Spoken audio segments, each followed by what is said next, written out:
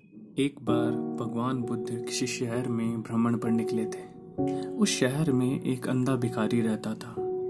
गांव के कुछ भिक्षुओं ने जब कुछ कीड़ों को उस भिखारी के घर के बाहर मरे हुए देखा तो वह उसे धुतकारने लगे, उसकी निंदा करने लगे। तो गौतम बुद्ध ने उन भिक्षुओं को अपने पास बुलाया और पूछा कि तुम इस भिखारी की निंदा क्यों कर रहे हो। तो उन भिक्षुओं ने कहा कि इस दुष्ट ने इन जीवित प्राणियों को मार दिया है। तो भगवान बुद्ध ने कहा कि क्या तुमने इस अंधे भिखारी को उन कीड़ों को मारते हुए देखा है।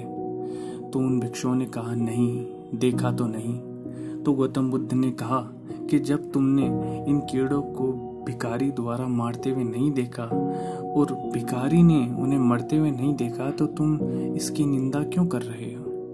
तो कहा फिर ये अंधा क्यों है, इसने कुछ पाप किए होंगे पिछले जन्म में या इस जन्म में, तभी तो ये अंधा है। तो भगवान बुद्ध ने कहा कि ये पिछले जन्म में एक चिकित्सक था। तो एक अंधी गरीब महिला इस चिकित्सक के पास आई थी और कहा था कि अगर आप मेरी आंखें सही कर दें तो मैं जीवन भर आपकी दास बनकर रहूंगी।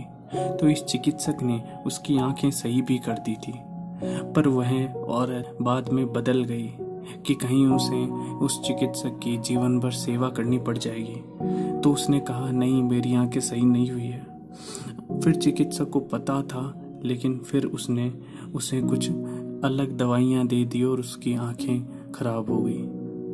वह औरत बहुत गिड़गिड़ाई, बहुत रोई, लेकिन चिकित्सक का हृदय बिल्कुल भी नहीं पसीजा और उसने उसकी आंखें खराब कर दी, जिसके फलस्वरूप इसे इस जन्म में अंधा बनना पड़ रहा है और उसकी सजा परमात्मा इसे दे चुका है।